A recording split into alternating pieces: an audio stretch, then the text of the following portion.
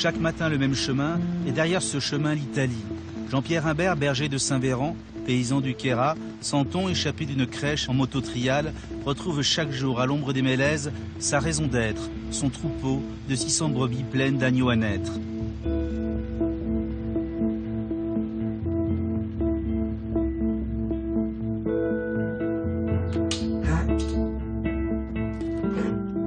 Silencieux et sévère comme sa terre, Imbert sait que les mots ne pourront jamais assez dire son amour pour ses bêtes. Il faudra écouter ce taiseux et entendre ce qu'il ne dit pas. Il mène ses brebis autant qu'elles le mènent, il n'a de compte à rendre qu'à elles. Sa connaissance du troupeau, des plantes et de la montagne est immense. Il aimerait la transmettre, mais ses fils ne veulent pas de sa dure vie de berger. Jean-Pierre Imbert ou la fin d'un monde.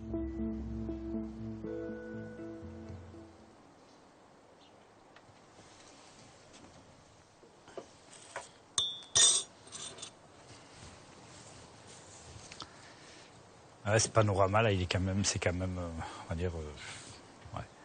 Ça, pour moi, c'est quand même une sacrée valeur, quoi. Vous ne pourriez pas vivre sans. Non, c'est cette nuit là, quand je me suis levé à un moment, il y avait le clair de lune, c'est magnifique. Mais c'est encore plus beau l'hiver. Parce que l'hiver, quand c'est tout blanc là au milieu, on voit plein de choses. De là, tu vois un lièvre qui va courir, un renard qui bouge. C'est...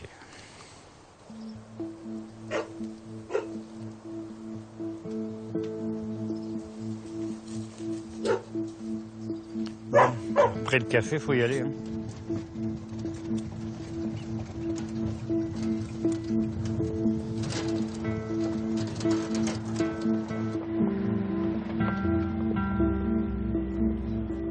Horde blanche faisant fumer la terre sous des milliers de petits pas, comme une légion en marche, avec les chèvres en sentinelle, tel un ruban blanc qui se déroule dans la forêt. Et le berger derrière, général en chef et chef d'orchestre de ces sonnailles qui tintinabulent partout dans les alpages.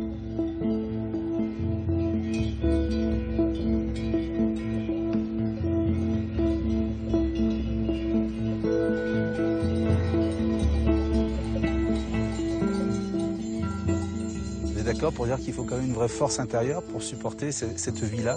Oui, oui, c'est uniquement à l'intérieur. Ouais. Est-ce que c'est une vie d'ermite? Non. Non. On n'est pas seul, on est... Vous voyez, là, il y a les brebis derrière, il y a une marmotte qui siffle, il y a un chamois en face. On n'est pas seul, quoi. Ouais. Voilà. Et est-ce que de mener cette vie de silence vous rend silencieux? Oui. Oui. Comment vous expliquez que souvent les bergers sont un peu ours, un peu rugueux? Vous savez, quand je suis sur mon quartier de juin, dans la journée, je vois personne. Je suis dans les bois du matin au soir, comme je l'étais ce matin. Ben, vous parlez à personne, quoi. Et au bout d'un moment, on va presque dire qu'on voit plus l'utilité d'aller au-devant des gens. Et les premières années où je gardais, donc j'étais sur l'alpage qui est en face, là-bas du puits, 10 jours sans croiser personne. À la fin, je me demandais si j'étais encore capable de parler. La vie sauvage rend sauvage. Oui, je pense, oui. C'est comme ça.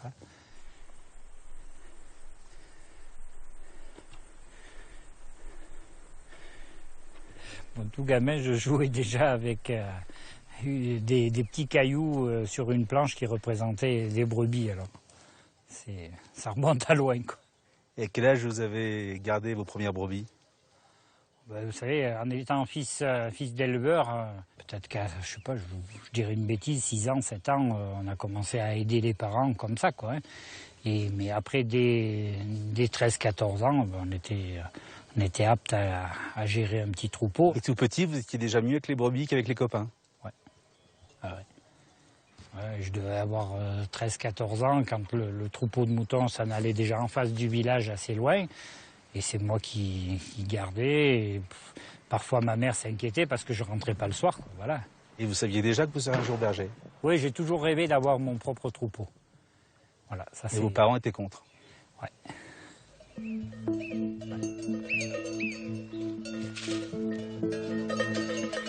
Allez, viens ici, viens. Viens ici, viens. Top. Tu viens au pied. Au pied. Tango. Viens ici. Viens vite.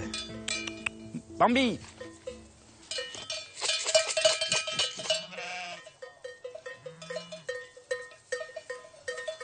Tous nos animaux ne sont pas destinés à la boucherie. On fait quand même, malgré tout, même si on est des ours, des rustiques et tout ce qu'on veut, on a un peu de sentiment pour certaines de nos bestioles, quoi. Moi, je ne me vois pas aller faire tuer un agneau que j'ai nourri au biberon, hein. Là, il y en a... Ben, il y a lui, par exemple, le petit noir. Le petit noir, je l'ai aidé à survivre avec le biberon. Sa mère en avait fait 3. Il est là, peut-être il deviendra une brebis. Le tout petit... Roussette, Roussette, Roussette, viens vite. Tiens, voilà. Elle aussi biberon? Voilà, un petit agneau comme ça. C'est vraiment, on peut pas dire qu'il va faire une brebis de première qualité, il fera la dernière qualité.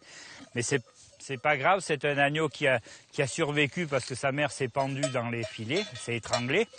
Donc je l'ai aidé un peu à survivre au biberon. Après, bon, il n'a pas grandi assez, mais bon, il est sympa, ben il est là, hein. Voilà. Il ne sera pas transformé en gigot? Il ne sera pas transformé en gigot, c'est tout. Pour moi, le critère de sympathie, c'est le premier critère de sélection.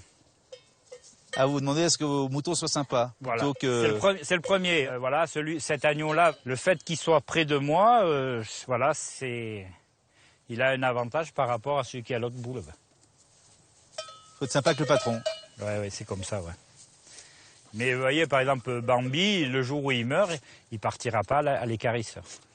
Enterré? Ouais. Et pleurer? C'est fort possible. Hein? Laisse te dire, mon gros.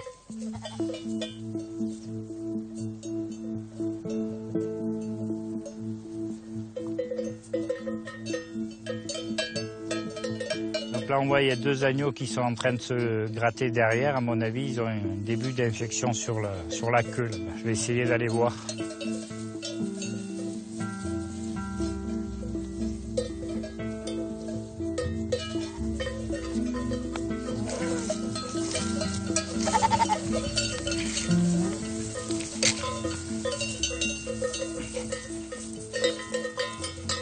La mouche a pondu et bon, les larves se sont développées, bon, formé des asticots. Hein. Il y en a qui commencent à sortir. File. Faut pas être écœuré pour faire ce genre de truc déjà. Elle est très calme la brebis, hein? Ben, je pense que les animaux comprennent qu'on leur fait pas que du mal, quoi. Donc. Vous pensez qu'elle comprend qu'on vous la soignez là? Ah oui, je pense, ouais. Vous êtes sûr de ça? Non, je suis jamais sûr de rien, moi.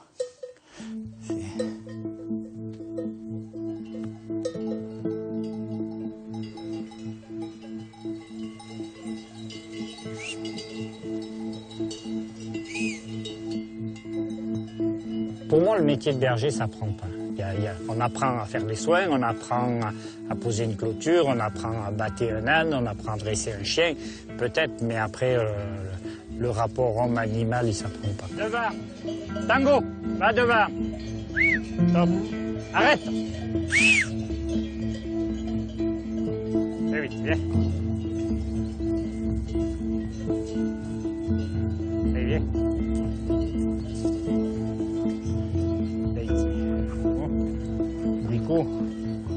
Pour moi, c'est les brebis qui décident si elles ont assez mangé ou pas. Donc il m'arrive, les fin juillet, quand il y a la pleine lune, des soirs, je les rentre, c'est minuit moins quart. Voilà. Ça doit rendre les vies de famille compliquées, non? Ah, plus que compliqué. En tout cas, votre femme, à vous, n'a pas supporté cette vie-là. Ben, ma femme, ouais, elle a choisi autre chose. Au bout d'un moment, ben, voilà, quand elle mangeait à 20h30 avec les gamins, moi, j'étais jamais là. Et au bout d'un moment, ben... Vous diriez que vous avez un peu sacrifié votre vie de famille pour le troupeau? Oui, c'est pas qu'un peu. Hein. Complètement. Complètement. C'est un choix. Ouais. Ouais, c'est un choix, oui. Moi, je considère que l'amour que l'on a au fond de nous, il est partagé entre le troupeau et les humains qui nous entourent. Donc le malheur, c'est que le troupeau est plus important que les humains. Le soir, quand on arrive à la maison, on va dire qu'on lâche prise, on se relaxe. Et on n'a pas forcément assez de volonté, c'est un manque de volonté de notre part, de porter de l'amour à notre famille, quoi. Voilà, c'est tout. Hein.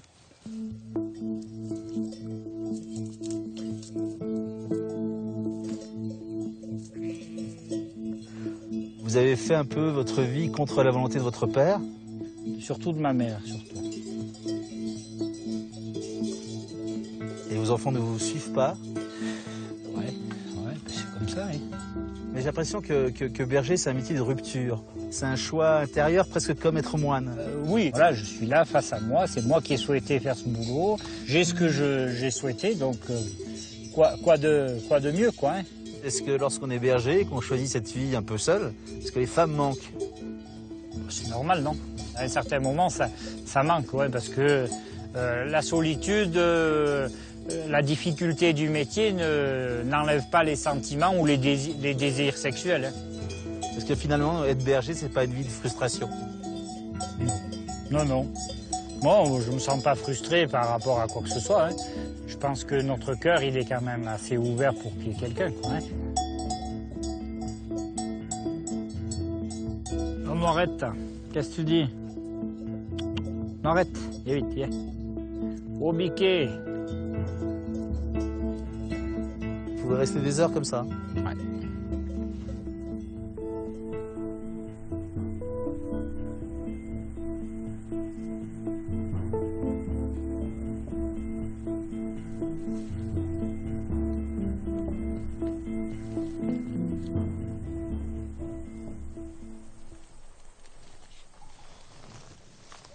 Oh. Salut Jean-Pierre. J'ai pas vu tes moutons, ils sont où? Ils sont dessous dans le bois, là. Ils arrivent. Salut. Tu vois, ça va? Ouais. T'as perdu la sonnaille? Ouais, j'ai enlevé celle-là de sonnaille, puisque j'ai enlevé un peu des agneaux, donc les brebis, elles en ont un peu moins besoin. Ah, c'est qui ce monsieur, Jean-Pierre? Eh bien, Adolphe, c'est un habitant de la commune voisine, qui est, on va dire, un ancien paysan, berger, un peu tout. Voilà. Vous avez été berger longtemps, monsieur? Oui, berger, paysan berger, on fait un peu de tout. Mais ça, c'est pas pour te chauffer, ça? Non, ça chauffe des fois. Ah, d'accord. Voilà. Il y a pourquoi, lui? C'est surtout si on veut du mal à mon troupeau, quoi. Hein, notamment notre compère le loup, ben voilà, on lui fait comprendre qu'il n'est pas le bienvenu dans le secteur. Vous avez dû tirer plusieurs fois? De temps à autre, ouais. Oui. Ah, il faudrait un peu y tirer un peu des plombs aux fesses. Bon, puisque tu es là, on va aller casser la croûte, là. Allez, c'est l'heure, hein. Regarde ça.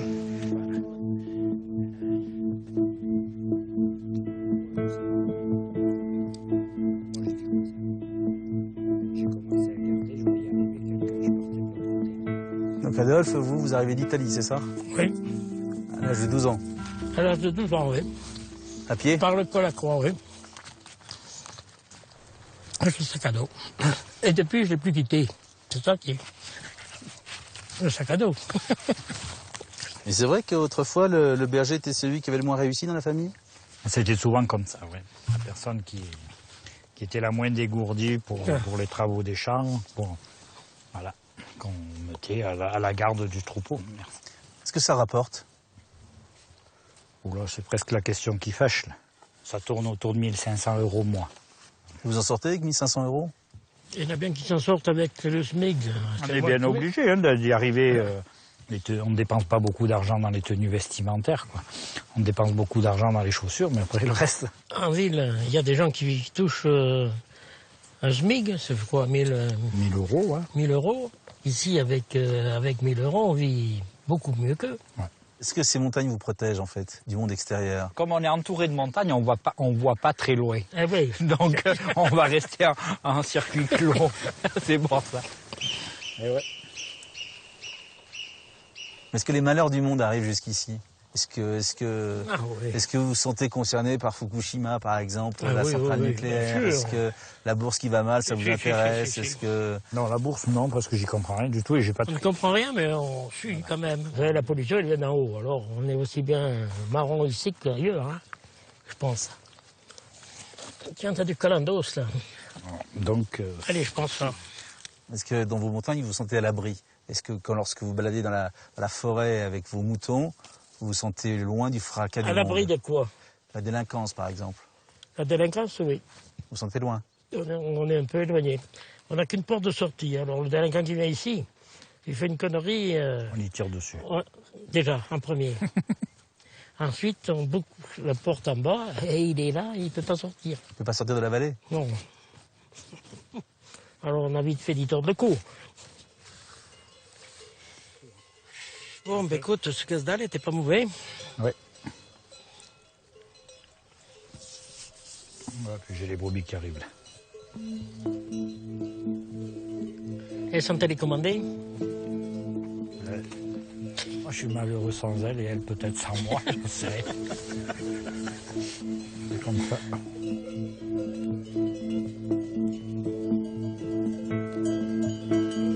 Il y a des touristes avec des femmes. 1, 2, 3, 4. Et voilà. Ouais, mais ce que je vois, il n'y a que des femmes qui randonnent. Il est solide, un seul homme pour 4 femmes, hein.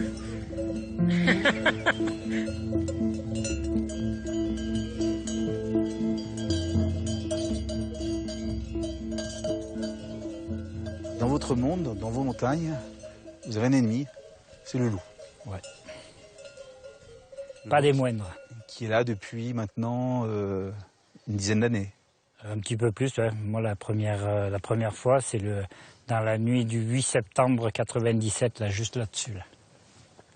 Qu'est-ce qui s'est passé cette nuit-là? Eh ben, quand je suis arrivé le 8 septembre au matin, il y avait 8 brebis égorgées là derrière le rocher, et il y en avait 47 dans le trou derrière. Voilà.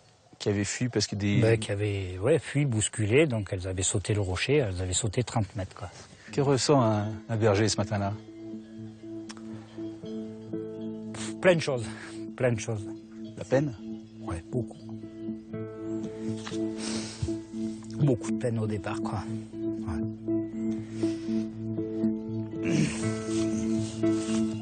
Pardon.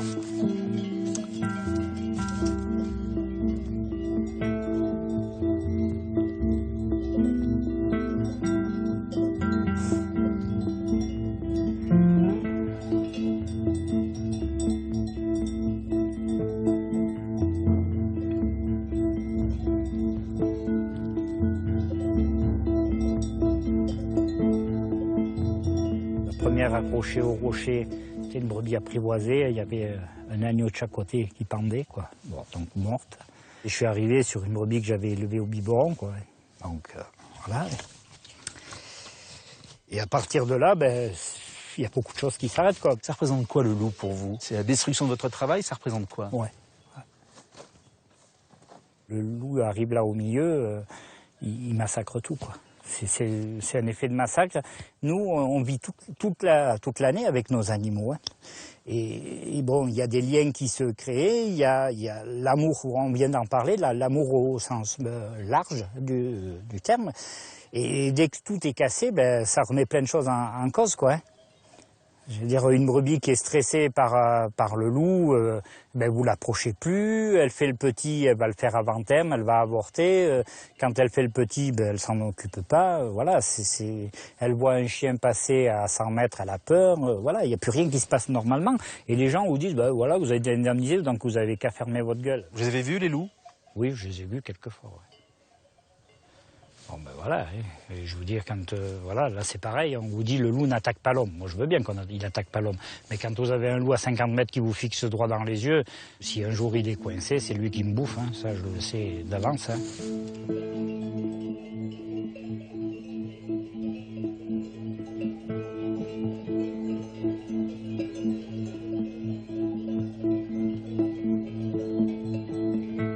C'est une obsession le loup? Pour moi, oui, c'est une obsession, il a bouffé ma vie, alors ça va. Hein. En tout, vous avez perdu combien de bêtes? À l'heure actuelle, depuis 1997, donc j'en suis à 144 brebis, 43 chèvres, 2 petits veaux et un âne. Qu'est-ce que vous répondez aux écologistes qui défendent le loup? Un écologiste, je l'invite à venir partager mon boulot, mais pas le partager un jour, le partager, tout simplement.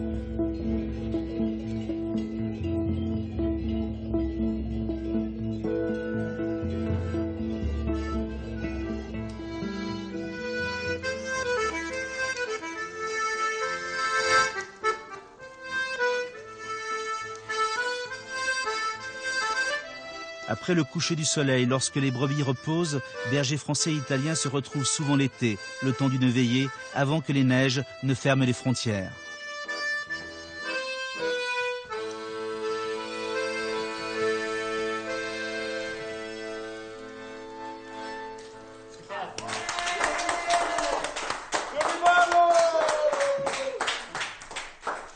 Vous, pourquoi vous êtes berger? On sait pourquoi on le fait? Pourquoi on le fait? Moi, c'est une drogue. Ouais, c'est un peu une drogue.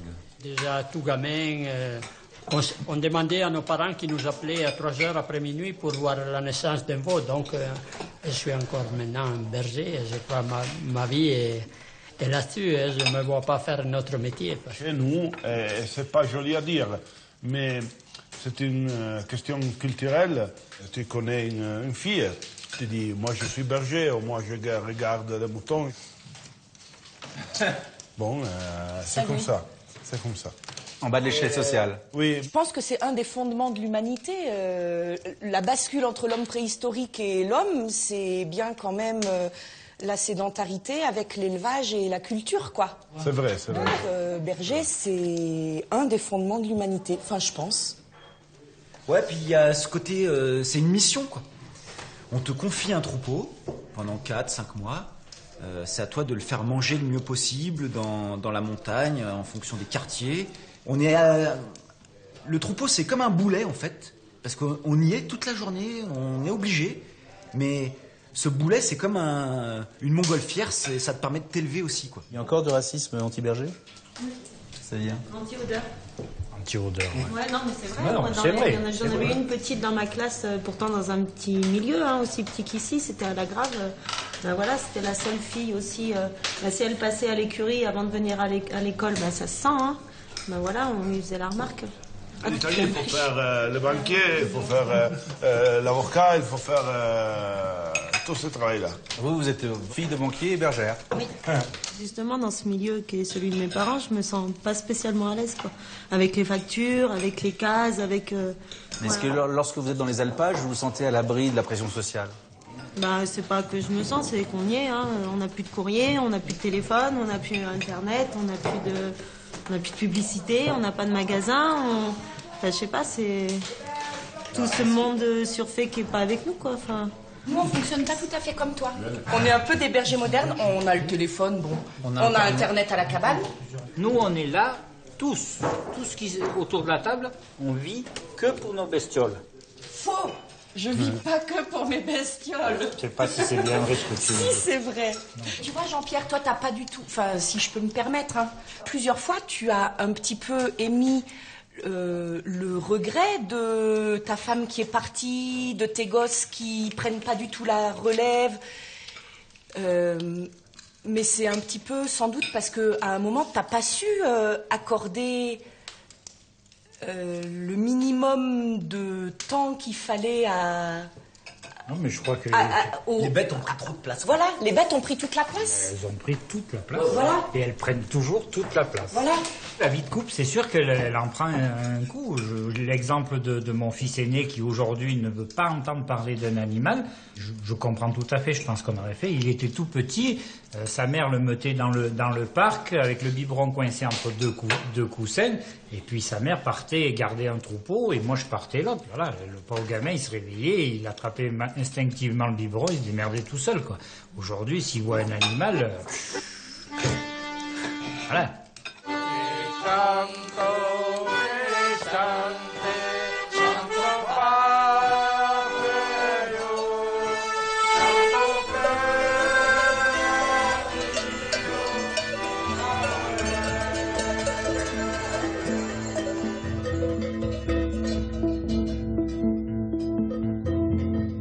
j'aime beaucoup les hommes qui sont francs et sincères. J'ai horreur des faux culs tout simplement. Un animal ne trahit pas. Ce que je souhaite du fond du cœur, c'est surtout pas terminer ma vie dans un plumard. Et on pourrait dire que le mieux pourrait être dans un alpage, donc dans la nature avec un troupeau pas loin.